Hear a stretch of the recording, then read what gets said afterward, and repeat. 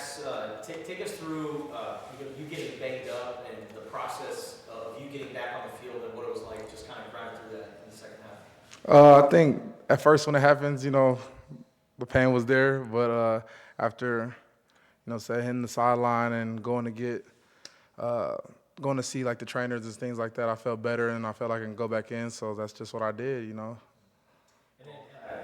while you were on the sidelines, Myron Robinson got in the game and made some plays. What's it been like to see him mature as a freshman and be able to make some plays in a big-time game like that? It was great. I love seeing Myron play.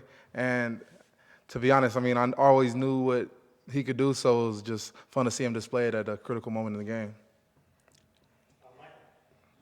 Tristan, you guys were struggling on offense for a good portion of that game against Kansas, and then you had the breakthrough on the last drive. What did it feel like when those two runs by Quincy sprung open, including the second one for a touchdown?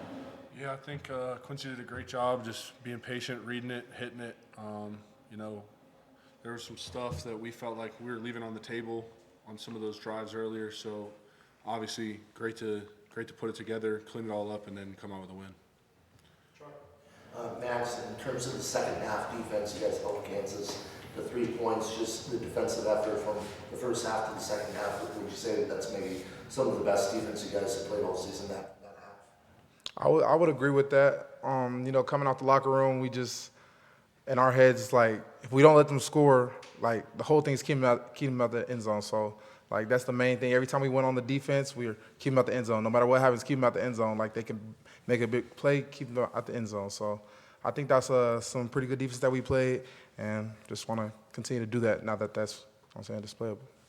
Tristan, Matthew Lotto getting slotted in with Buchanan coming out. Just your thoughts on his play and how he was able to progress throughout that game. Yeah, I think Lotto did an excellent job.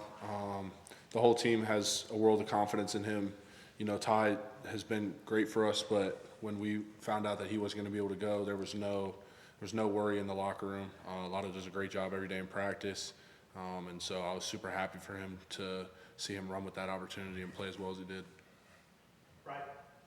Tristan, what do you think has been the key for you this season, going from all those years where you really weren't getting that opportunity and then maybe struggling a little bit in the spring to get to where you are now, to where you've held down that tackle spot? Yeah, I think the two biggest things would probably be the guys around me. We have a great cohesive unit. We really embody 5 as one. Everybody's working together to a common goal. And then I would say the coaching, the staff here has done a really good job for me, from Coach O, just helping me build my technique up as well as just build my confidence in myself as a player. And I think those two things have really helped me to develop. That first game against Hawaii, it looks like you were hit with a lot of hurries and all that. Was that maybe like, oh my gosh, this, I have to learn from this kind of game? Yeah, I think every game you got something to learn from. That was my first career start, so little bit of like getting your feet wet type of moment. But I think for me that game was really just I don't want to let that happen again, and be somebody that can be counted on for our offense. So that's always the goal, to take any mistakes from any game and get better and move forward. We're continuing to do that as we go. So Tristan, you guys are going to Cincinnati. You're very familiar with that part of the country. What's it like growing up in the Midwest? How would you describe the football culture in that part of the U.S.?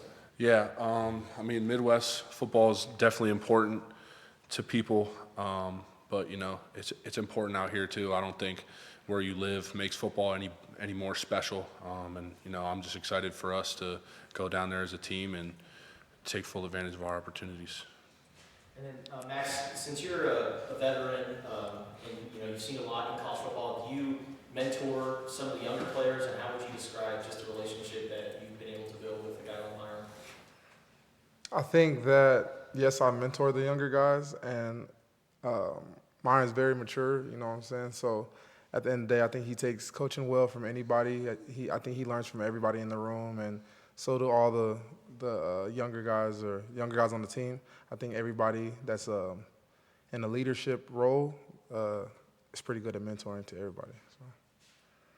And then what have you learned as a defensive unit about big mobile quarterbacks, and what do you take from those experiences, and how do you apply that for this game?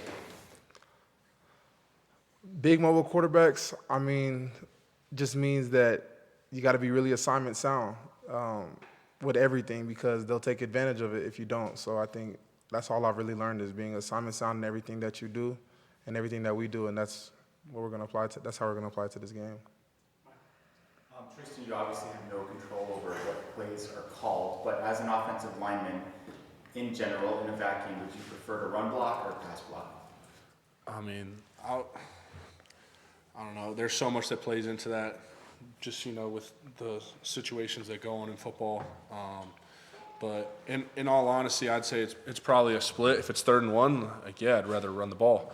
But that's situational football. So whatever the call comes in, we always have faith in the call and just trying to execute it to the best of our ability. So a question for both. Just looking at Cincinnati, what are some of the challenges that they present to you guys on your side of the ball? I guess you could say they play hard. They're a good team. So every challenge, like everybody that plays hard and, they have a good scheme, good this, but we also have the same thing. So the challenge is us just executing and doing our own thing. Doing what we know we can do.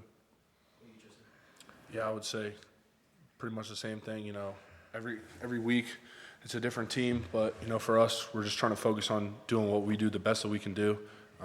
And we believe as a team that if we play our brand of football with great execution, effort, accountability, stay to red line, things are going to be okay. Results are going to be what we want. I guess another question for both of you guys. Now that you're bowl eligible, Coach Brennan said that he wants to maximize this season. How do you guys just look at just kind of what's ahead for you guys and how you guys are going to improve? For me, the bowl eligibility doesn't stop me from playing week by week. At the end of the day, my goal is to win every single week. So yes, we made it to a bowl. That's great, but now my focus is on winning the next game, and then it'll be the same thing next week and the week after that. For Max, are there things that you could take out of the BYU and Houston games, things that the defense maybe didn't do as well as you had hoped against big mobile quarterbacks that you can apply to this upcoming game against Cincinnati? They're the number 3 rushing team in the league. They have the highest average per carry. Pretty much expect them to try to run the ball against you. As far as learning from the BYU and Houston game is, really just taking advantage of getting off the field. So anytime we have the opportunity to get off the field, we got to do that. There'll be some times where we'll be 3rd and long and, things will happen. So we'll have to just, like I said, execute earlier, like mobile quarterback, non-mobile quarterback, just executing and doing our job. For Tristan, where does your family live these days? They live in Florida now. They live in Florida, so Yeah. it's closer Yeah. to Cincinnati than here. Are you going to have more family members at this game than usual? Or? I wouldn't say more than usual, maybe a couple. I'm very, very fortunate that my family is able to travel to most of the games. So, super, super grateful for that, but definitely excited to be a little bit closer to home. It'll make it easier on them. When you were at Michigan, what were you told about the state of Ohio? How are you supposed to kind of view the state of Ohio when you're a Michigan man? I don't know if I want to repeat everything that I was told about the state of Ohio, but just excited to be back in the Midwest and excited for the opportunity. Tristan, what has it been like working alongside Rhino, and how much has he, influenced just kind of how you're playing right now? Yeah, I love Rhino. He's a great guy. And then as far as, just us being in practice together, helping each other, I come off the field, I'll ask him a question about, hey, what did you see on this rep? Or even in game, like, hey, what are you seeing here? What do you think? We're watching film together. Like I said, I love Rhino, and getting to work with him every day has been awesome. And I'm super grateful to have him in our room. Been super helpful to me in my development. And I don't know when we're going to see you next. How would you describe your year at Arizona and just kind of what this experience has been like for you? For me, it's been great.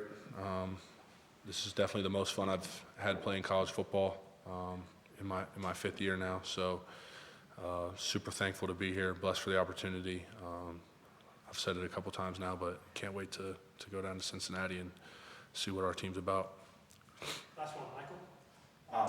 You referenced, Max, the injury situation earlier, and you explained kind of what happened. But what was the why behind that? Why were you so determined to get back out in the field after getting hurt? He's a dog. Yeah, I mean, because I could, that's really what it was. If I was able to, then why would I not,